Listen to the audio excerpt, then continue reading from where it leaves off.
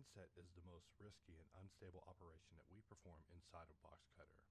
And so for that reason, we always are trying to improve it. We always want Inset to be better, but Inset just fundamentally is heavy. It uses the original mesh to make the derived mesh, which basically means that you can create a very heavy derived mesh, which can make Inset very slow. So because of that, we've tried some things with Inset. Right here, we have an option called clamp Inset. So basically, if we have it enabled, this means that whenever we draw and press I for Inset, Inset will jump to an automatic level to ensure that Inset works. So to the casual listener, that sounds awesome. That sounds like great. We want Inset to just work. But if we continue using it, we see that, the first cut works, the second cut works. Let's try the third one. Inset continues to work.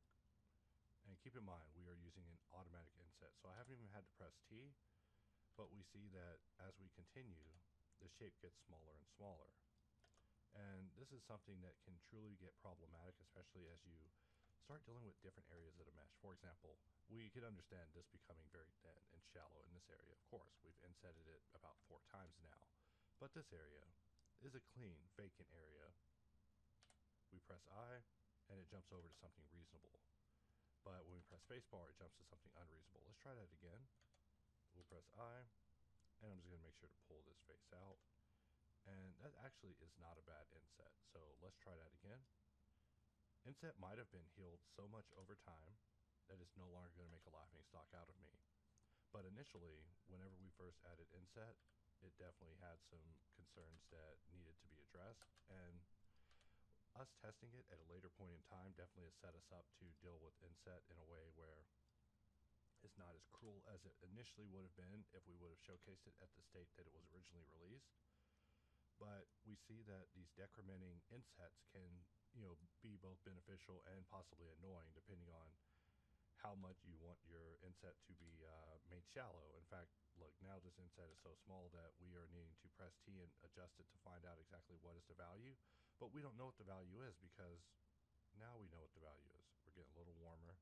So really the warm value that Inset should have given us was something around there, but really Inset isn't going to know that via the automatic system. So one of the lessons of Boxcutter has been that, as much as we want automatic systems to be assistive, sometimes they actually stand in the way of the user getting where they need to go. So we have to use them sparingly. But in this case, we're using just automatic Inset, and it's just working. It's actually not being very bad in this case. In fact, we could up the ante and use a circle. I call the circle 32 rounds of doom because it is definitely no cube. A cube is easier to cut in, but a circle has just so many angles involved that Inset just automatically is going to get complicated.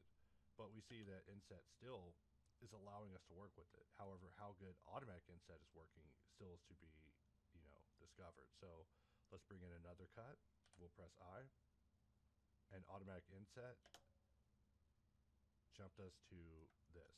So basically, after so many insets, it's getting very short on patience with what it's allowing for us. But that is an automatic solution for you, just showing you that auto inset was added to this particular version and that you're able to enable it with clamp inset, which wasn't done initially. Initially, it was just there by default. We came back later and realized, hey, users are not liking this, so we need to put it on a toggle and we need to disable that toggle.